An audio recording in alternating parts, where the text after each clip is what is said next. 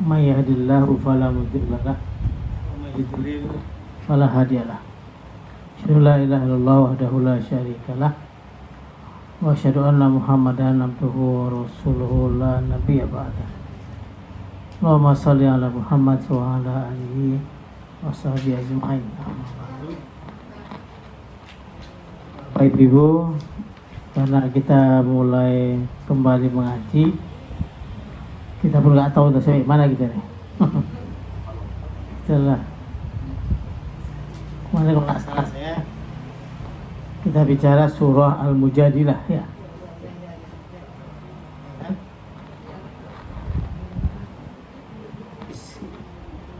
Tapi saya kepingin ya anu aja lah. Kita hari ini tanya jawab aja. Ya. Ibu, kita buka aja tanya jawabnya langsung ya. Kalau ada pertanyaan, kalau Bapak juga silakan.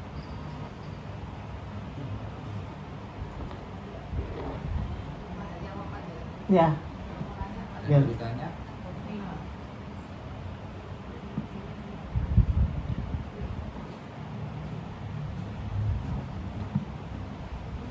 Udah ngaji lama masih gak ada pertanyaan.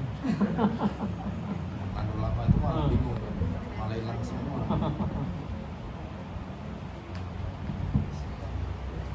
Ya tanya apa aja nggak apa-apa. Mau ngomong aja kita dulu.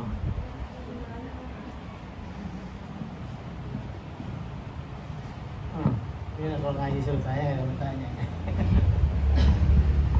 Tidak ada problem hidup ya.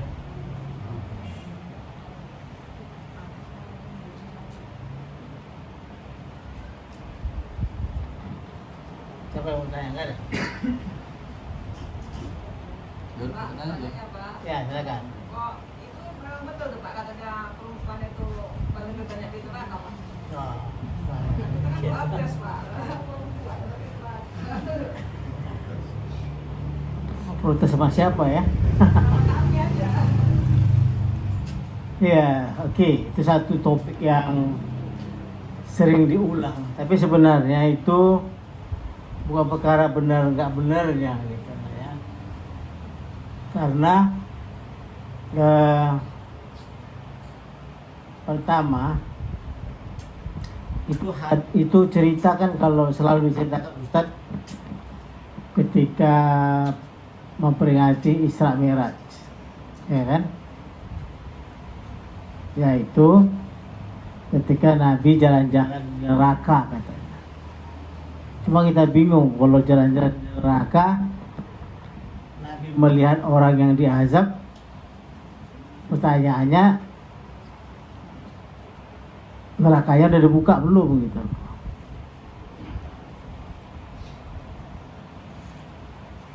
Ya, betul.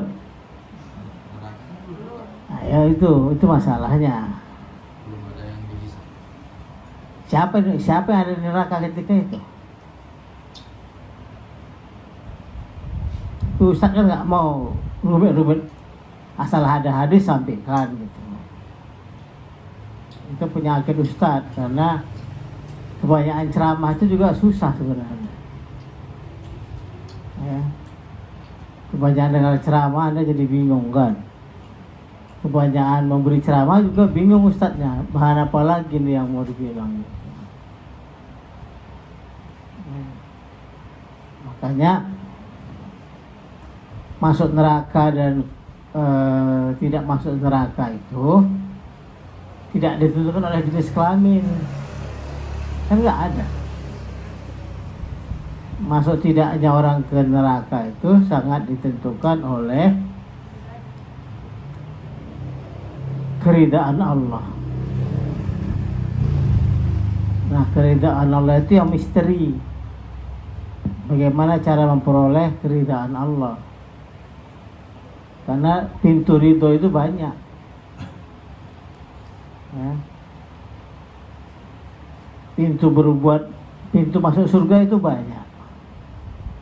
Cuma heran orang kok ngotot mau masuk neraka, itu juga Tuhan heran dengan manusia gitu. Sebenarnya masuk neraka itu kan susah. Ya, ongkosnya bisa mahal, bisa enggak juga. Tapi pada dasarnya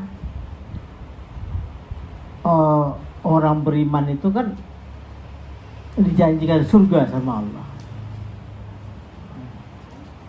Ini menakut-nakuti orang beriman dengan neraka itu tidak bijak sebenarnya, ya. Karena Allah menawarkan banyak pengampunan. Kadang-kadang orang bisa masuk surga itu hanya karena mengerjakan sesuatu yang simple aja, tapi dia dawam terus menerus gitu loh. Jadi nggak payah masuk surga itu, cuma tak mudah juga, ya. Jadi kalau kita perhatikan misalnya Bilal bin Rabah itu dia masuk surga dengan modal apa? Azan. Jadi kalau mau niru, mau ikut Bilal bin Rabah, ya jadi muazin lah. Iya kan? Gampang masuk surga kan, jadi muazin. Tapi kan nggak mungkin muazin nggak sholat. Nah, jadi ya pastilah, masa ada orang yang habis azan dia terus ke lari terus ke kafe minum ya kan, gitu nggak mungkin juga kan. Tetapi azan, yang azan itulah yang iqomah, kemudian dia ikut sholat di belakang, dia yang ngurus masjid itulah kerja Bilal. Dan Anda nggak akan pernah ketemu Bilal itu perawi hadis, nggak juga dia seorang qori, tidak juga seorang hafiz. Ya, jadi ibu-ibu bapak jangan paksa anaknya jadi hafiz hanya karena ingin mendapat mahkota di surga. Itu banyak juga anak-anak tuh yang stres gitu, sakit dia. Biasa-biasa aja lah. Kalau dia punya kemampuan ingatan yang kuat, ya udah salurkan, apa-apa. Kalau Khalid bin Walid, dia masuk surga itu dengan modal pedang. Kita nggak pernah dengar Khalid bin Walid itu ahli hadis, nggak pernah juga disebut ahli ibadah, ya. Tapi dia terkenal dengan istilah Saifullah, pedang Allah. Kerjanya bertarung. Karena dialah Islam itu bisa melintas sampai ke Eropa, nyebrang, ya. Dan dia meninggalnya di tempat tidur. Itu lucunya itu. Kisah yang luar biasa, seorang jenderal kepingin mati di medan pertempuran, tapi dengan takdir Allah dia nggak bisa, dia nggak dapat itu. Sama seperti orang juga kepingin mati di tanah suci, bolak-balik naik haji ya nggak mati-mati juga. Karena nggak ada itu model-model begitu, ya. Nah, siapa lagi? Banyaklah para sahabat Nabi juga masuk surga dengan cara yang berbeda-beda.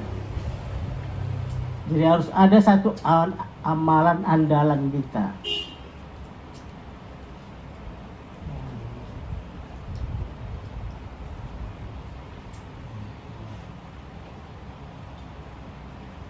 Andalan kita itu apa? Ya terserah. Ada yang melihara anak yatim, ya,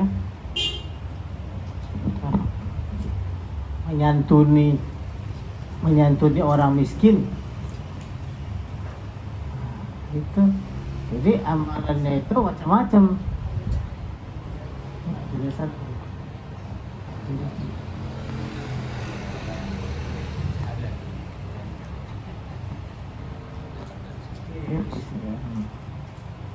Nah itu dia. Jadi orang nggak masuk surga itu nggak karena label, ya. Karena nanti ada juga orang bilang oh karena yang masuk surga itu kelompok ini, kelompok itu, nggak ada, ya. Tidak karena aliran, tidak karena mazhab, apalagi, tidak karena jenis kelamin, tidak juga karena pekerjaan. Jadi, neraka itu diisi oleh orang-orang yang ngotot mau masuk neraka. Kalau mau masuk surga, ya gampang juga sih. Asal izin Allah itu, atas kehendak Allah. Nah, kenapa hadis ini sangat populer? Nah, itu terkait dengan kebiasaan apa? Oh, apa di dunia Islam ini kan kaum perempuan itu apa ya? Sering jadi objek pembicaraan gitu. Jadi ini agak apa? Dominasinya agak berlebihan. Sampai nanti ada istilah yang agak ilmiah, tapi tentu tidak terlalu benar. Ya. Ada istilah hadis misoginis namanya. Ini istilah ilmiah aja. Misoginis itu artinya hadis-hadis yang dikesankan membenci perempuan. Nah, ini yang kalau di dunia akademis ini bisa jadi disertasi, satu tulisan gitu, tentang hadis-hadis yang dianggap suka menyudutkan perempuan. Nah ya, terhadap hadis-hadis seperti ini kita harus hati-hati. Dan salah satu yang tadi pertanyaan Ibu, bahwa penghuni surga itu banyak kaum perempuan.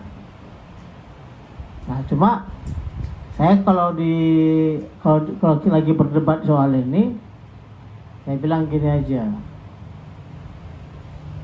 Pada saat yang lain, Anda juga akan membaca hadis surga itu di bawah telapak kaki ibu. Ya, jadi yang perempuan mana yang masuk neraka itu gitu? Mungkin orang yang punya surga di telapak kakinya, tempatnya di neraka. Nah, itu jadi gini loh. Maka saya selalu tidak anjurkan, agak sensitif juga sih kajinya ini. Tidak saya anjurkan orang untuk mempelajari hadis, karena ini makanannya bukan makanan orang awam.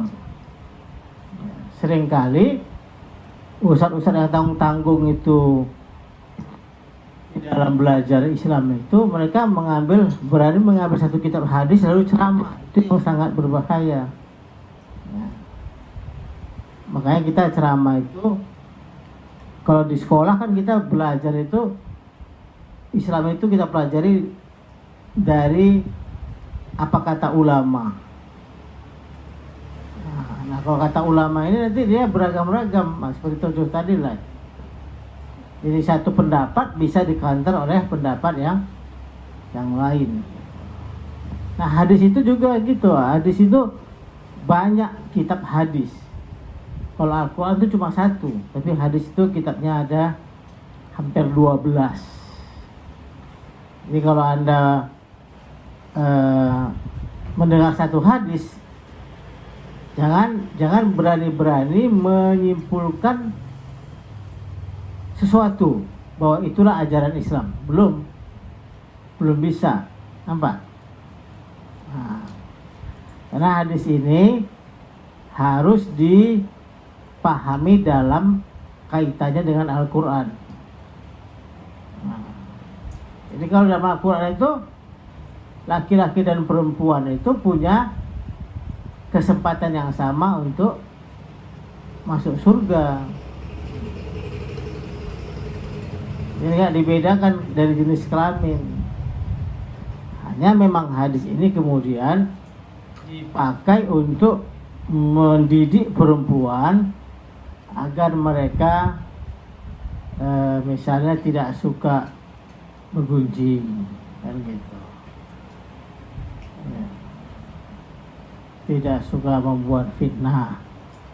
Padahal di dunia politik yang jago fitnah itu ya laki-laki. Iya, ini relatifnya itu loh susah bicara. Ya. Memikirkan orang, membunuh orang pun di dunia politik itu lebih kejam lagi gitu ya. Jadi kalau wanita itu di rumah beribadah, ngurusi anak, ngurusin suami, ya kemudian sholatnya nggak tinggal, puasa rajin, ya selesainya itu masalahnya gitu.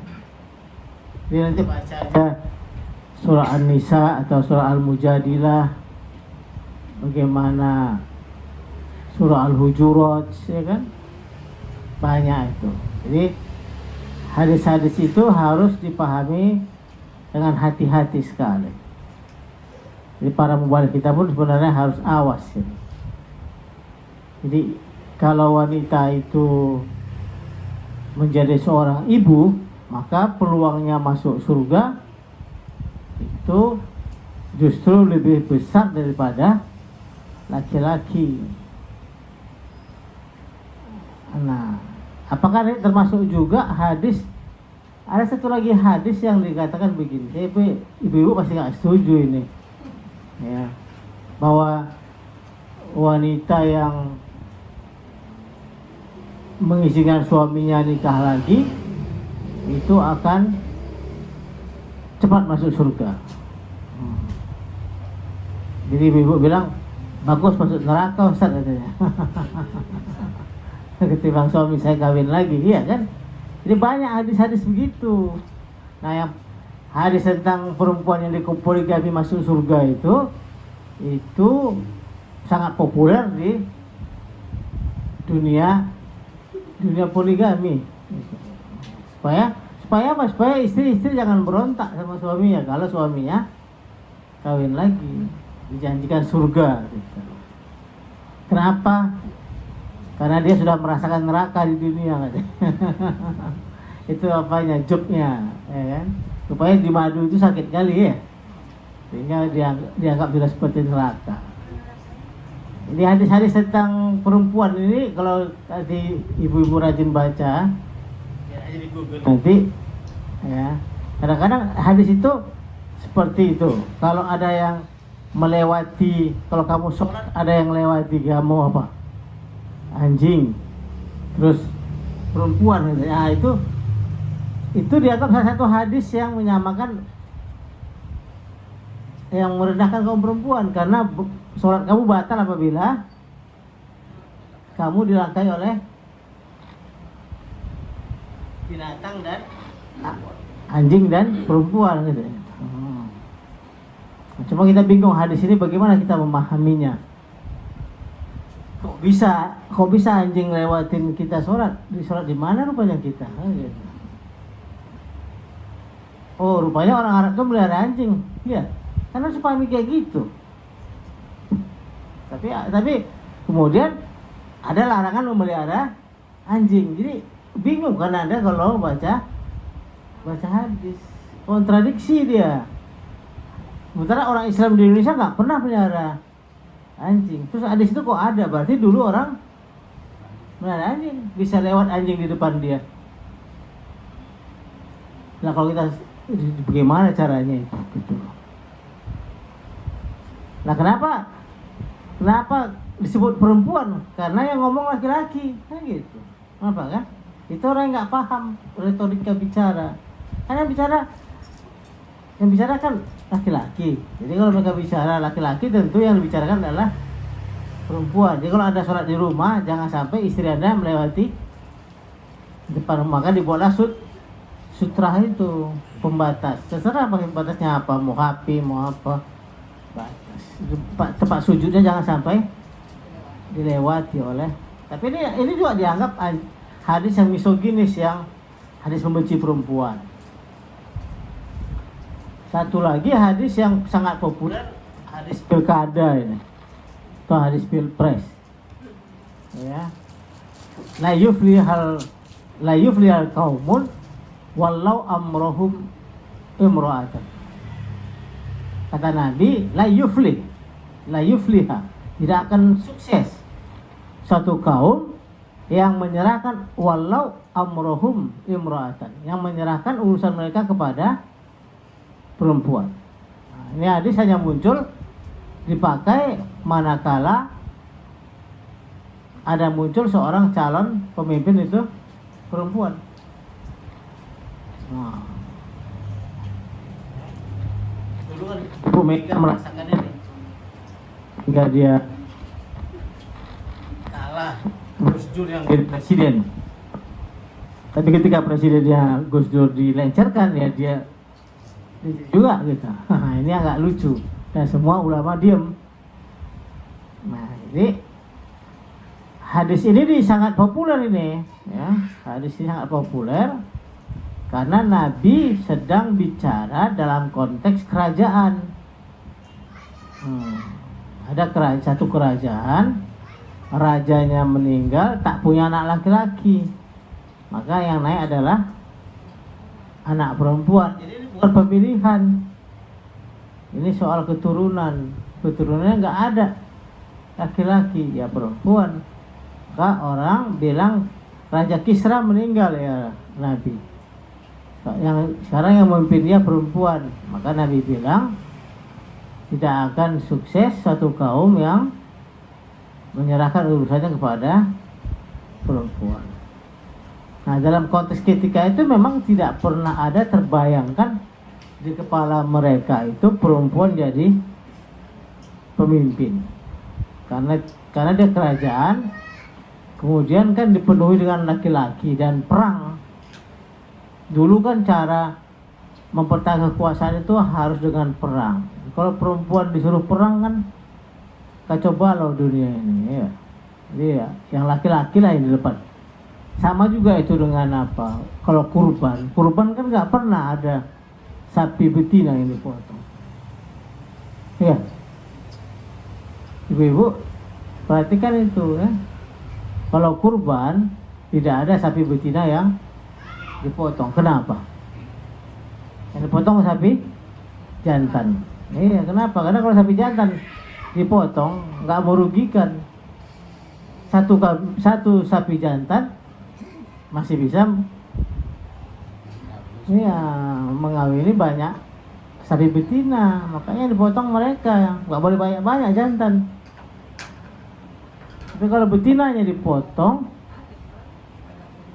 dia berarti sedang memotong mungkin 100 ekor setelah dia, atau berapa ekor lagi calon anak-anaknya. Makanya kalau dalam konteks ini binatang itu dipelihara, tidak dipotong dia. Jadi intinya adalah bahwa dalam Islam itu kaum perempuan itu sangat diistimewakan. Cuma kita harus ingat gini catatannya, ya. Ketika Nabi Nabi diutus, nah ini lagi ada satu lagi persoalan yang mesti kita pikirkan. Misalnya gini, ada ustaz ceramah bilang orang Arab itu kalau punya anak perempuan dikubur, ya betul, sering kan zaman jahiliyah kan. Nah pertanyaannya, Khadijah itu bukan perempuan Arab rupanya. Nah, karena ustaznya kalau belajar agama nggak mikir gitu loh, ya. Itu aja disampaikan ke umat, nggak hati-hati dia. Terus istri-istri yang ada, istri Nabi Muhammad, istri Abu Bakar, istri-istri yang lain tuh, kok kenapa nggak ditanam sama ayahnya?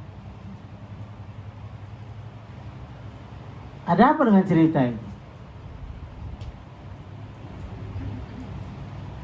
Umar punya anak namanya Hafsah, ada anaknya malah jadi istri Nabi kan. Jadi kita bingung dengan cerita ini, siapa yang dikubur? Jadi ternyata yang mengubur itu bukan masyarakat kelas atas, apa? Kalau masyarakat kelas atas kaya raya nggak perlu udah ngubur anaknya. Orang itu terpaksa mengubur anaknya karena miskin. Dia harus pilih antara anak laki-laki sama anak perempuan. Yang mana dibiarkan hidup? Kenapa? Harus milih dia. Khadijah kan anak orang kaya.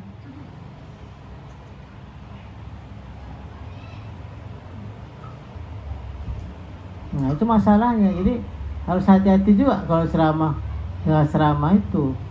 Pikirkan di sini, jangan langsung masuk ke hati. Pikirkan di sini dulu. Siapa rupanya yang dikubur itu? Jadi nggak semua orang, nggak boleh hanya ada sedikit kebiasaan orang Arab yang ekonominya nggak kuat ketika harus memilih membesarkan anak antara laki-laki dan anak perempuan, yang dipilihnya anak laki-laki karena laki-laki bisa disuruh kerja keras. Sementara anak perempuan kan nggak mungkin. Walaupun nanti kita agak bingung juga itu kan, kok bisa begitu modelnya. Tapi itu kan nanti kalau di keturunan di budaya masyarakat sekarang juga masih ada. Kalau disuruh pilih anak mengkuliahkan anak laki-laki apa anak perempuan, pilih apa orang? Ya, anak laki-laki kan. Anak perempuan dia udah kawinkan aja tamat SMA. Nah, hampir mirip sebenarnya kebiasaan kayak gitu.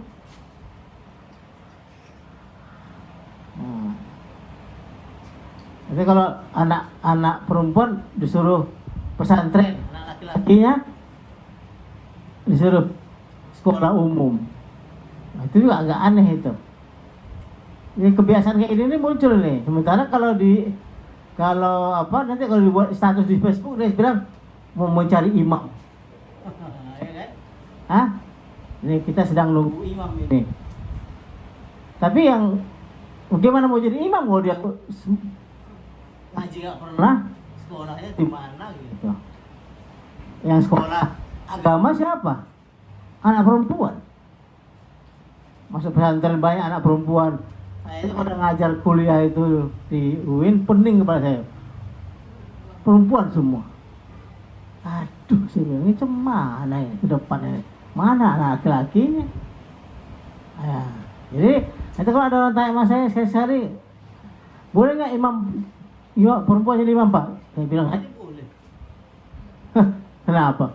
Karena perempuannya tamat IAIN, yang laki-lakinya coba baca Al-Fatihahnya bisa mak pea ya. Nah, orang nggak diri agama sama ayah emaknya, terus mau jadi imam bagaimana? Saya bilang kalau laki-lakinya bego ya jadi makmum lah. Nah, makanya waktu musim COVID ini kan laki-laki pada stres semua, sholat di rumah saja.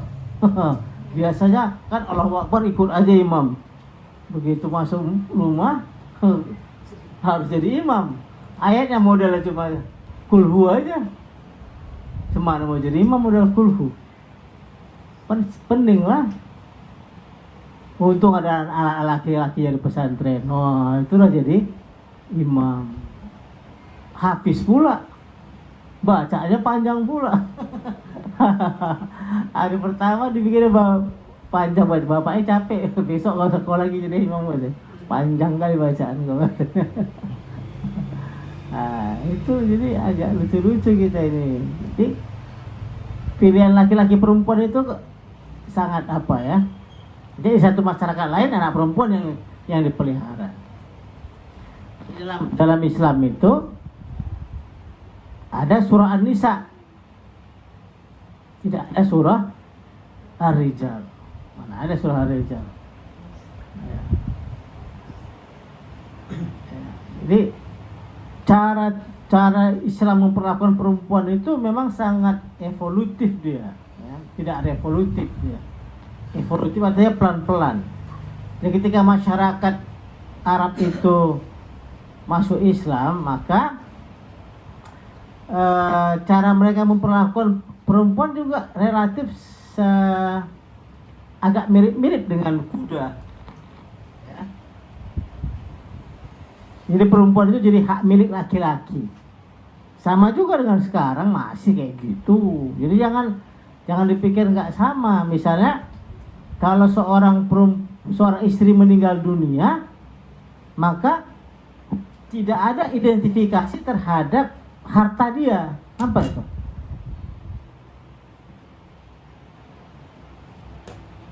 Jadi kalau istri meninggal dunia, saya tanya sama Anda, pernah nggak suaminya mengakui bahwa istrinya punya harta? Ada? Pernah ada nggak? Nggak ada kan? Jadi istrinya dikubur, udah selesai.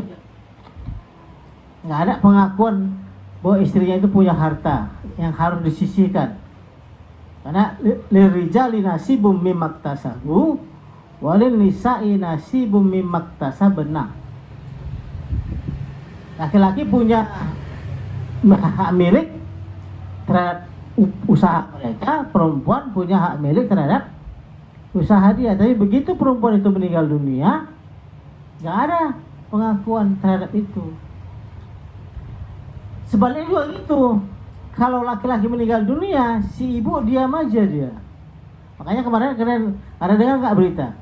Seorang anak laki-laki menuntut harta warisan ibunya. Ini karena nggak duduk masalahnya gitu loh. Si ibu merasa udah kususui kau gitu, kok minta harta warisan? Ya itu harta warisan bapaknya, nggak boleh nggak dibagi. Jadi kebodohan ini yang susah menanganinya gitu. Seolah-olah anak itu salah, padahal mamanya yang salah. Makanya dalam hukum Islam sekarang ini dibuat sebuah keputusan, siapapun yang meninggal dunia maka harta itu harus dibagi dua. Apa? Sedikit atau banyak dibagi dua, tetap aja harus dibagi dua,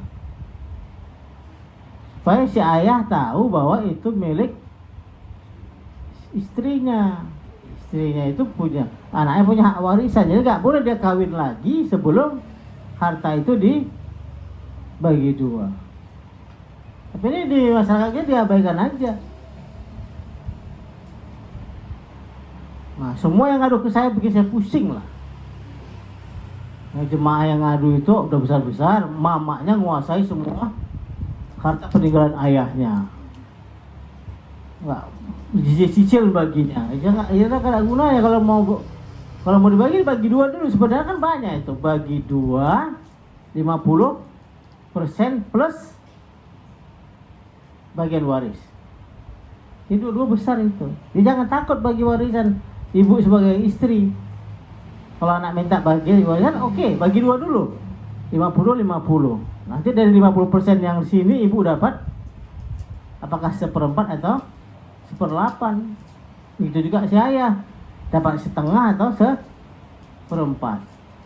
Sisanya baru dibagi untuk anak-anak. Jadi besar gitu loh. Nah, terjadi banyak kasus di Indonesia ini, harta warisan itu menjadi masalah. Saya punya teman gitu juga ngadu ke saya, waktu ibunya meninggal dunia, ayahnya nikah lagi punya anak.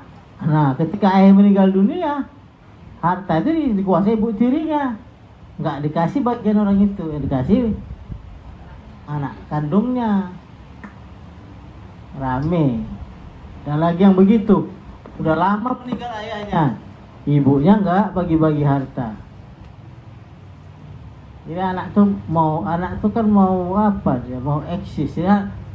Jadi gak usah malu-malu, baru 3 hari udah bicara warisan. Ya memang begitu. Anda kalau punya sepeda motor ayah Anda meninggal dunia ya, sepeda motornya bisa nggak diperpanjang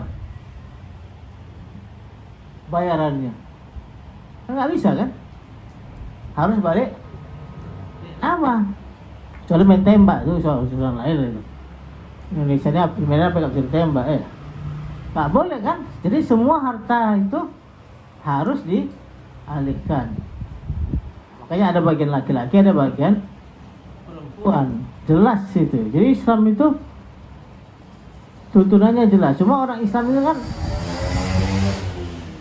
taunya kalau yang namanya Islam itu sholat, puasa, nggak pernah urusan-urusan yang penting-penting lain nggak diabaikan aja sama mereka. Jadi urusan peliknya itu di situ dia. Jadi perkara-perkara urusan laki-laki dan perempuan, anak laki-laki, anak perempuan, bagian warisannya juga masih repot gitu loh. Nah, karena itu kalau kita baca hadis-hadis tentang perempuan, memahaminya itu butuh ilmu pengetahuan yang mendalam. Nggak bisa serta-merta disampaikan di depan umum bahwa perempuan itu banyak masuk neraka, itu salah, ya. Nggak ada itu anunya. Teorinya itu nggak pas, ya. Karena bisa diimbangi dengan hadis yang lain. Bagaimana kita memahami hadis yang lain yang seperti saya sebutkan tadi, al-jannatu tahta aqdami ummahatikum. Jadi ibu kalau nggak mau masuk neraka ya punya anak lah. Jadi kalau ada yang mau nikahi, udahlah nikah aja lah. Masa banyak kali apa? Jadi nikah itu jalan untuk masuk surga. Jangan takut hamil, nggak apa-apa. Hamil punya anak supaya anak itu nanti berbakti sama ibu-ibu karena ada surga di apa? Dan surga ibu itu ini anak laki-laki juga itu nanti. Tahu deh kenapa hadis itu ada supaya Anda jadi anak laki-laki tidak memindahkan surga itu ke telapak kaki bini. Ya. Ya kan? Banyak laki-laki lebay. Hah? Antara mama sama bini pilih mana dia? Nah, itulah nggak masuk itu nggak masuk surga. Ya, hah? Cerita Sudin kan ada kan? Tahu kan cerita Sudin kan? Aku tak akan memindahkan surga di telapak kaki mamaku ke kaki kamu. Iya, kalau mamaku sudah manggil, kau jangan macam-macam. 7 perempuan bisa ku cari. Kata Sudin itu coba di medsos. Kenyataannya teriak sikit, udah ketakutan bawaannya. Ya kan? Laki-laki Medan ini memang begitu. Lebay kali. Hah? Kata bininya nggak mau tinggal di rumah mertua. Di rumah sendirilah kita katanya.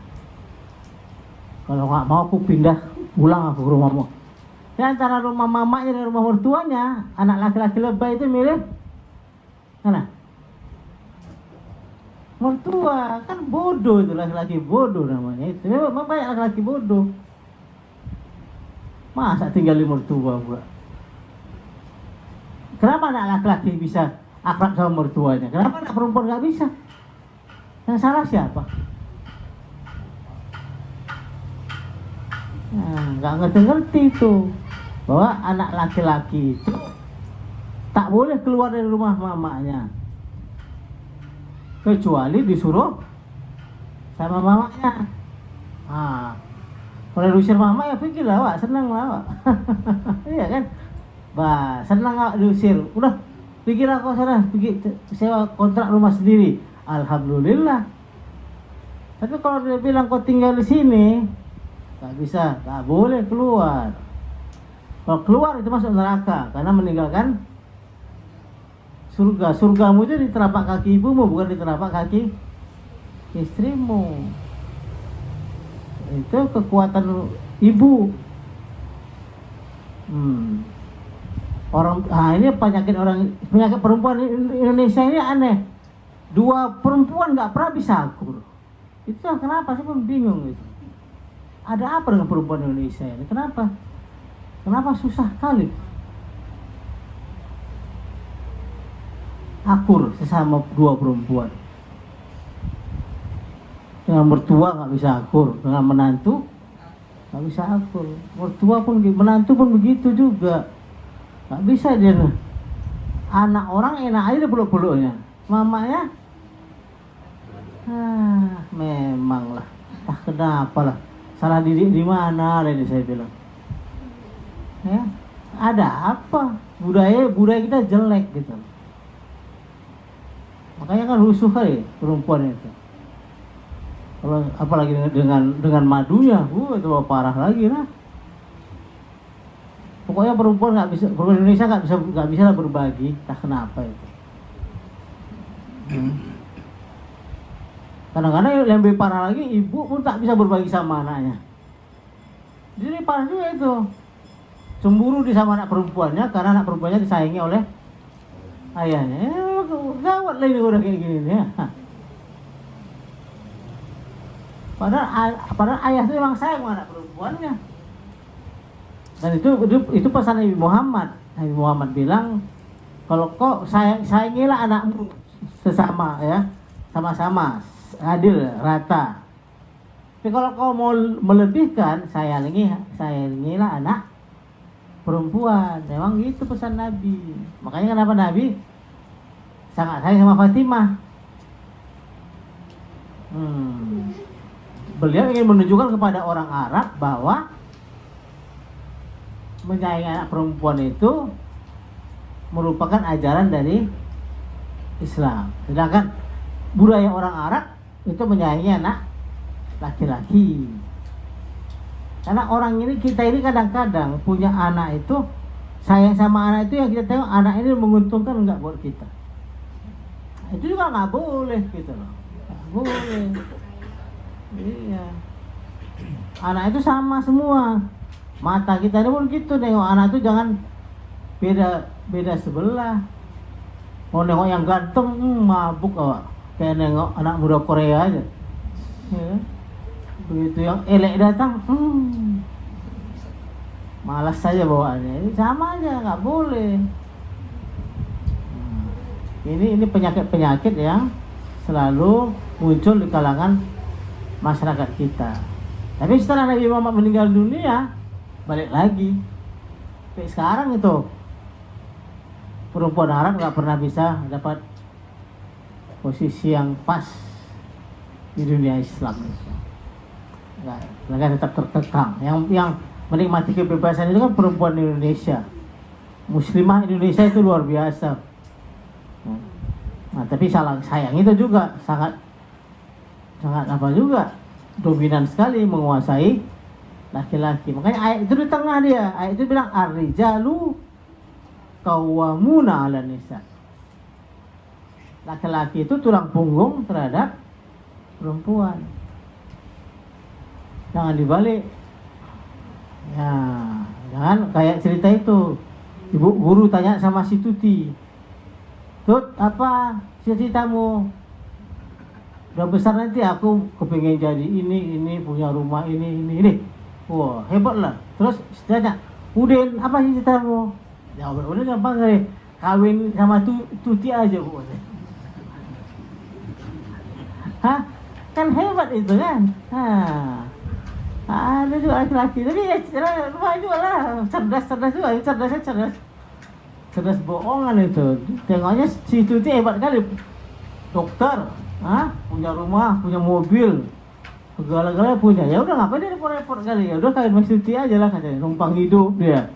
Sama si Tuti. Ya jangan gitu jadi laki-laki, nggak boleh. Ya. Laki-laki itu tidak boleh makan uang perempuan. Apa itu? Nih anak-anak muda sampaikan, ibu-ibu jangan perlu cari menantu tanya apa kerja bini kau. Sama ibu-ibu penyakitnya sama, matrek semua kita, udah rusak kita semua ini. Kalau anak laki-lakinya pulang bawa calonnya, ini mak pacarku calon aku. Ya tanya tuh kerja di mana? Nah, yang bikin rusak siapa dunia ini? Kan ibu juga. Takut kali dia harta uang anak dimakan sama menantunya. Sama dia udah. Tadi dari mana saya mau perbaiki, saya udah bingung. Mau nggak kerja dia mak, nggak usah lah, bawa lagi dia itu. Itu teman saya cerita, 2, 3, 4 dibawanya, begitu dibawanya yang kerja, baru mak setuju. Karena bini kerja, nggak bunting-bunting lah. Ada pula kan perempuan yang tak kuat kerja, tak hamil dia, tak punya anak habis sekarang. Itu parahnya orang kerja. Risikonya lah, mau kawin lagi nggak berani. Mas saya kenapa? Semana Ustaz, saya nggak punya kan, nggak punya anak nih. Kau udah buat lain dia bilang, kau berani, penakut. Ya, tapi sekarang nggak punya anak lah. Dia mengangkat anak salah lagi. Angkat anak perempuan pula itu. Nampak tuh salah, banyak yang salah ke kita. Anak perempuan, entah anak siapa diangkatnya. Besar anak perempuan tuh. Mana boleh. Udah haid dia, tumbuh, dadanya udah besar. Berayah pula ada sama yang bukan ayahnya. Mana tahu dia. Puluhan pula orang itu. Dosa enggak? Itulah berselemak lah kita hidup. Itu saya bilang tadi, berselemak hidup kita. Saya nggak angkat anak. Yang kami anak angkat laki-laki, sama aja. Ibu yang berdosa, bu yang angkat laki-laki. Bukan, itu kan bukan mahram. Itu peluk-peluknya. Rame kan, rame. Tapi kita anggap itu biasa aja. Itu nanti kalau ada orang memperkosa anak kandungnya, kita bingung, betul nggak anak kandungnya? Apa anak kandungnya? Itu banyak masalah, ya. Nanti pelan-pelan kita perbaiki bagaimana seharusnya hidup ini. Yang betul itu bagaimana hubungan laki-laki sama perempuan. Tapi kesimpulannya dengan pertanyaan ibu tadi bahwa surga itu siapapun boleh masuk, tidak ada persoalan jenis kelamin. Paling mungkin karena jumlah perempuan jauh lebih banyak daripada laki-laki, ya mungkin aja lah, ya kan? Iya, proporsional saja, karena misalnya jumlah laki-laki 1, perempuan 4, ya kan? Yang masuk neraka siapa yang paling banyak? Ya tentu perempuan, karena jumlahnya banyak, bukan karena bukan karena jenis kelaminnya, gitu. Oke? Ya, silakan. Kalau ada ibu-ibu, dia rajin kali sedekah Pak, rajin juga ibadah, tapi rajin gunjing Pak, pantang ada orang lewat. Terus ada kebalikannya lagi ibu-ibu ini, ada yang baik kali Pak, rajin ibadah, tapi tak pernah mau sedekah dia Pak Tolikan. Pertanyaannya gak ada yang sempurna itu. Iya. Itu kalau itu nggak hak kita, itu makanya saya bilang bukan hak kita menentukan orang masuk surga atau tidak masuk surga. Itu nanti Allah aja yang menentukan. Ya iya. Iya.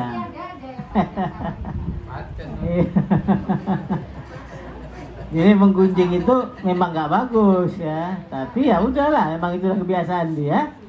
Nanti apanya itu kalau dalam teori sakulat mawazinuh atau enggak atau khafat itu nanti tentu akan ini akan menggerogoti amalan baiknya gitu. Jadi ya dikurang-kurangi lah ya. Jangan sampai amalan ibadah kita itu dihabisi oleh dosa-dosa kecil yang terus-menerus kita kerjakan. Itu yang nggak, ya berhitung lah. Tapi maksud saya kita nggak usah ngurusin orang. Kita urusin diri kita sendiri aja untuk urusan kayak gini. Makanya itu penting yang ngaji, supaya dia dengar ini nanti dia akan hitung-hitung. Ya. Kalau orang rajin sholat tidak bersedekah, ya mungkin karena dia nggak ada duit. Namanya ibu-ibu kan duitnya dari suami, ya kan? Banyak Pak hartanya Mas, saya lihat Pak. Iya, kita nggak tahu dia bersedekah apa enggak. Itu juga nggak bisa kita nggak bisa kita hakimi. Ya, yang kita hakimi itu kalau sholat kan bisa dilihat, tapi kalau bersedekah kan nggak bisa dilihat. Boleh jadi orang itu bersedekah, boleh jadi tidak juga, ya itu nggak urusan kita lah itu. Ya. Tapi kalau secara matematis memang nggak pas, ya. Kalau jadi kan di Mujadalah itu kan dibilang juga. Jadi dulu orang banyak kali bertanya sama Nabi, bertanya aja, tanya itu kadang usil aja gitu. Jadi oleh Tuhan dibilang Tuhan gini, kalian kalau mau bertanya sama Nabi bersedekah dulu. Coba di Mujadalah itu, ya. Akhirnya nggak banyak bertanya. Ya, gitu cara Tuhan mendidik orang. Asyik bertanya aja, nggak mau nggak mau berbuat baik. Belajar agama aja tapi nggak pernah. Kalau sekarang kan sibuk aja, yang nggak penting-penting dimasalahkan. Jenggot lah, inilah, itulah, semua lah. Tahu kalau debat di medsos itu, agama itu diperdebatkan, itu yang nggak boleh. Allah bilang kalau kau mau bertanya sama Nabi, coba kau sedekah dulu. Coba bayangkan aja mau cakap sama Nabi, suruh bersedekah. Itu caranya. Jadi sedekah itu penting untuk membuktikan kita itu serius dalam beragama. Jangan tanya hukum agama tapi peliknya minta ampun. Nggak punya anak yatim, nggak peduli sama orang miskin. Tapi kalau pakaiannya pakai jubah, kan? Assalamualaikumnya lebih pasti daripada orang Arab. Ya. Itu memang banyak orang bisa kayak gitu. Itu yang dilarang oleh dalam Islam. Jadi gandengan itu selalu sholat, puasa, ya, sedekah. 3 itu. Nah, kalau ini udah bisa jalan, bagus sekali lah itu. Kalau ibu-ibu kan uangnya nggak banyak Bu ya, apalagi kalau juga dijatah suami kan, itu suaminya yang pelit. Ini kita maklum aja. Oke, ada lagi? Cukup? Ya, silakan. Harta warisan itu Pak. Nah, warisan. Orang tua nggak meninggal. Hmm. Kalau kita bagi katanya tanah aja masih mewah gitu. Sekarang kan tunggu harus 2 tahun gitu Pak. Tunggu itu tak begitu Pak. Dan tangannya nggak Itu jangan sampai terjadi. Pesan si istri sama suaminya, kalau aku meninggal dunia, abang boleh kawin lagi kalau kuburan aku sudah kering. Tapi tiap hari suaminya ke situ basah terus. Rupanya kepergok sekali. Jumpa sama kakak iparnya, ngapain kakak di sini? Ya adik gua bilang suruh siram itu tiap hari gitu. Ini orang sudah mati masih diusahakan laki. Ya, laki mau kalau waktu masih hidup gak boleh kayak kita lah. Ini udah mati pun masih dikerjanya lakinya. Jadi kakaknya nyerap terus gitu. Sama itu. Bagaimana mau bagi warisan kalau kuburan belum kering ya? Udah siramin terus. Sama yang menguasai rumah itu sewanya orang kau siram dulu ini semua. Jadi nggak ada istilah kayak gitu. Kita hanya boleh bersedih 3 hari, oke? Nah, setelah 3 hari duduk, selesaikan. Gak usah macam-macam, gak usah pakai, kalau beragama gak usah baper. Usah baper kan? Nah, bawa perasaan aja, gak enak lah begini, begono. Apa yang gak enak, enak di kau aja gitu. Tinggal di rumah itu duduk nongkrong. Gak bayar sewa lagi, gitu. Ya jual rumah itu. Bagi yang betul.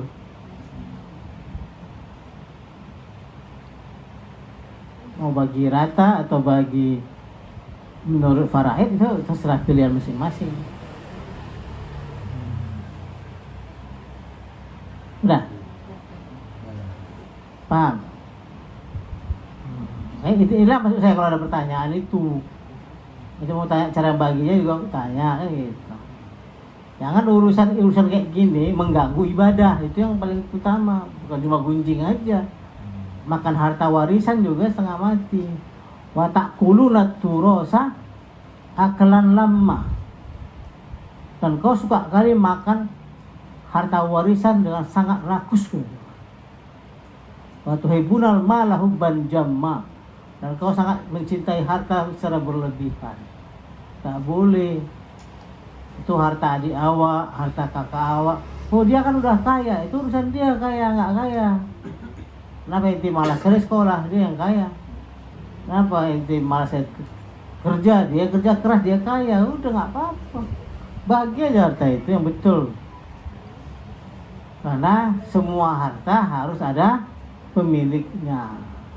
Itu yang paling penting. Harta harus ada pemiliknya. Sampai tanya orang, ini rumah siapa? Rumah bapak saya. Mana bapakmu? Udah mati berapa? 20 tahun yang lalu. 20 tahun masih punya ayahnya kan? Ya nggak bener lah. Orang meninggal tidak boleh punya harta. Harus dibagi cepat. Secepatnya. Kalau bisa habis 3 hari, panggil ustadz duduk, bicarakan. Supaya amal ibadah kita nggak nyangkut. Kalau nggak nyangkut aja lah. Apa gunanya sholat, puasa, tapi suka makan harta? Kalau ya harta abang sendiri sama aja, harta adik, harta kakak. Rusaklah semuanya. Oke, cukup. Sekian, kurang mohon maaf. Assalamualaikum warahmatullahi wabarakatuh.